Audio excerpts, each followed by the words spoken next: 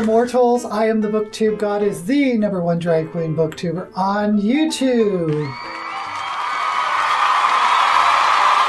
And ladies and gentlemen, let me introduce you to Coriolanus Snow.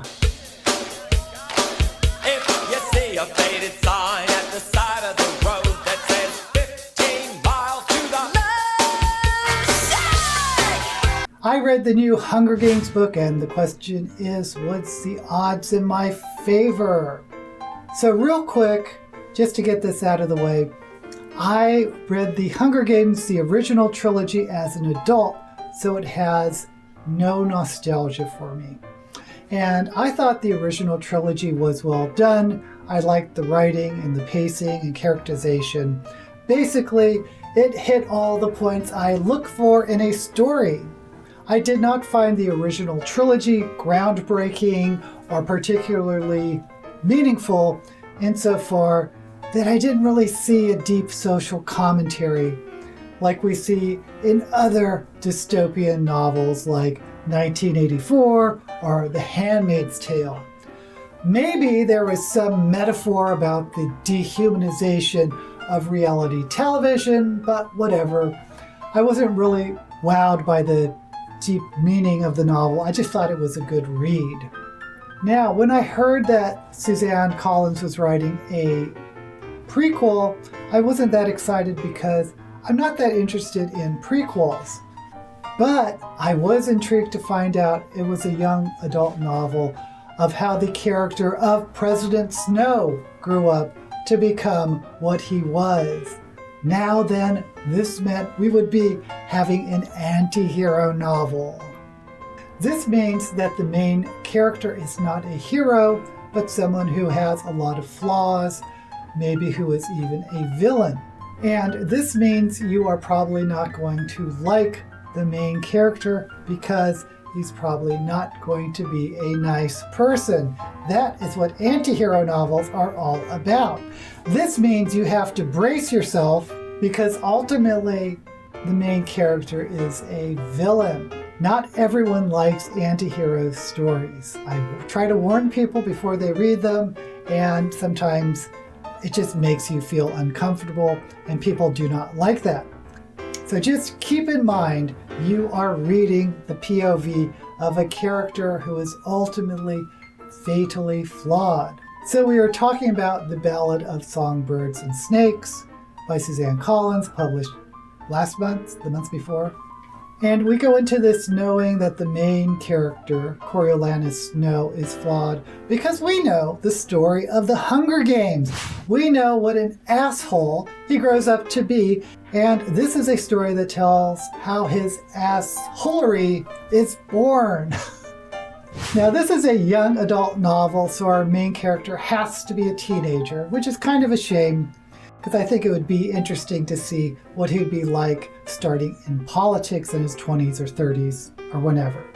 But in this story, he is a teenager, probably about the same age that Katniss was in the Hunger Games. Now, Corio, short for Coriolanus, has some redeeming qualities. The story shows that he starts off with a good heart. At least he wants to do the right thing, and he has a moral compass.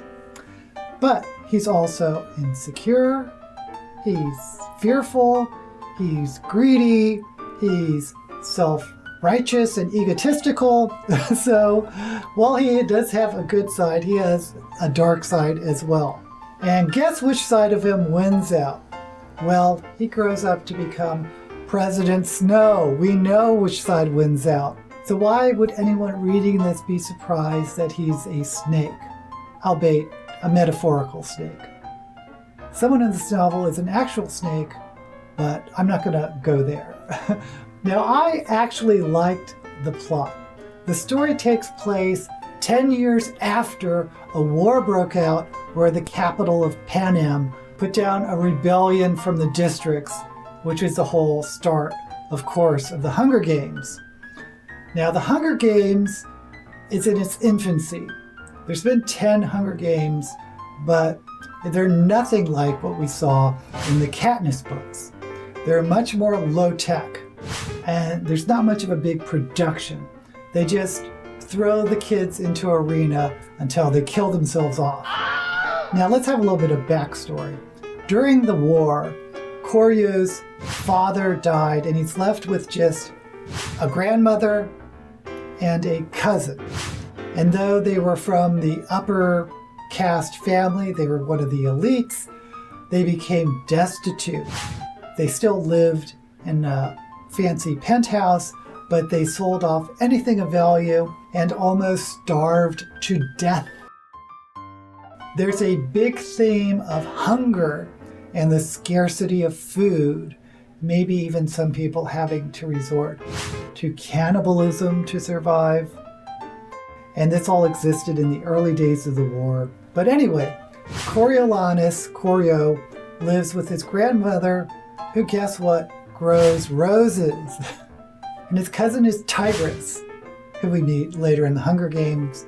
But right now, they live in their fancy penthouse, pretending to have money, even though they don't. Koryo goes to an expensive capital academy and is hoping to get a scholarship for university. And the only way he could afford to get in is with a scholarship. Now, the Hunger Games, as I said before, they were a shadow of what they were to become. There's no sponsoring tributes, there's no big production, but this novel kind of sets the ground of how the games evolved. But anyway, this year, for the first time, they decide to pair the Academy students with the tributes for reasons. For some reason, they decide this is a good idea. And Koryo gets paired with a District 12 girl, of course, but her name is Lucy Gray, and she comes from a traveling group of entertainers called the Covey, and they're like gypsies. It's pretty obvious they're based on gypsies, but these gypsies are stuck in District 12, and Lucy was unlucky enough to get chosen as a tribute. So we have a couple of plots going on. We have Koryo, who's trying to get good grades so he can get that scholarship and hiding the fact that he's poor. And he has teamed up with Lucy. Big surprise, they fall in love. So we have a romance subplot. The other characters to mention, there's two adults who play pretty big roles. One is Dean Highbottom, who seems to hate Koryo, ostensibly because he had a beef with Koryo's fathers, but he also seems to not like the Hunger Games and what's going on, so he's a big drug addict as well. And then there's Dr. Gall, who is a mad scientist in charge, of course, of the Hunger Games. She's the games master, and she is the obvious big villain, creating deadly mutations and weapons, and she's completely amoral. Now there's one other important character, Sejanus Plinth, who is a classmate of Koryo, who is one of the nouveau riche. His family was originally from District 2, but his father was some type of arms merchant who made a buttload of money, and he was able to buy his way into the capital and wants the best education for his son. Now, Koryo looks down on Sejanus, but Sejanus, for some reason, thinks Koryo is his best friend. And Koryo doesn't dissuade him of this because Koryo is poor and Sejanus is rich, so there's some benefit to being Sejanus' friend. And eventually, circumstance throws them together. And Koryo seems to have a love-hate relationship with Sejanus, but Sejanus is absolutely 100% devoted to Koryo. And Sejanus kind of has the heart of a rebel. He hates the capital, he hates the Hunger Games, so he really has a high moral standard that's in opposition to everything the capital stands for, and certainly opposite of what his father expects of him. So anyway, that's the setup. The story goes through the Hunger Games, of course, and what Koryo would do to save Lucy, and also to save Sejanus from Sejanus' own foolishness. And then the novel moves on to the aftermath of what the consequences were to Koryo's little rebellion, almost, against the capital in the name of love and friendship. So we get this glimpse, well, maybe there's hope for Koryo. But again, we also know he's going to become President Snow. Throughout this, Koryo is constantly battling his own demons. His fear of being discovered that he's poor, his arrogance and class consciousness, his own inflated ego, jealousy, greed. There's this deception to get what he wants, but he also kind of deceives himself. But his biggest downfall is how he can justify his actions even when those actions are frankly evil at times. And some of the actions are just weak and cowardly, but he justifies them. So guys, this is who the story is about. You're not going to get a hero's journey. This is the birth of a villain. And he is ultimately not a nice guy, even though there's some hope. Now let's talk a bit about the writing. I haven't read The Hunger Games in a while, but I think I've forgotten how good of a writer Suzanne Collins is. She knows how to pace a novel. And by pacing, I not only mean how the action moves forward, but the pressure is constant. The pressure placed on the characters. And throughout, Koryo is constantly getting pressed up against the events, and he's slowly getting crushed, or he's slowly getting driven into a corner. Now, what I really did not like, I think the biggest flaw, in my opinion, just my opinion, of this story comes towards the end, or comes at the end. Because at a certain point, you kind of see where the ending has to go in order for President Snow to be born. And that's really the biggest issue I had with this novel. How is the author, how is Suzanne Collins going to justify the ultimate turning of Koryo into the person who will become President Snow? And I'm not sure I buy how it happened. It seemed to happen really fast. Everything just seemed to turn. Everything seemed to turn in just one chapter, and it just was a little bit contrived. I knew what had to happen. We had to go from A to C, but it seemed like we skipped B. We skipped some points that I wish were drawn out a little more, maybe a chapter or two more, because the ending didn't quite make sense for me. Now, if you've read The Ballad of Songbirds and Snakes, you probably know what I'm talking about.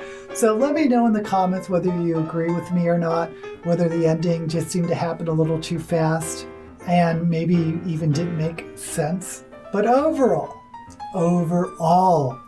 ultimately, I liked the novel. I thought it was a solid story. I liked the character of Coriolanus as an anti-hero who is flawed, and we get to see the events that are the basis for him to become the villain that we see in the later Hunger Games trilogy. Now, I didn't really buy the ending.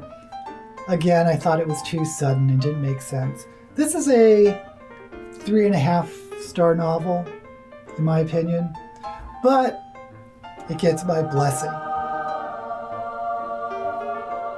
Now, once again, I have to warn people, this is an anti-hero book, and the ending may not be satisfying to you. If The Hunger Games is nostalgic for you, I don't really know how you're going to feel about it. But I have to say, for me, it was an overall enjoyable read. And for some reason, I kept thinking of the song Love Shack. I got me a car, it's as big as a well, and we're heading on down to the Love Shack. If you are interested in this novel, I'll have an affiliate link below. Please like and subscribe to my channel if you want to see more drag queen video reviews. Until we meet again, may all the books you read be blessed.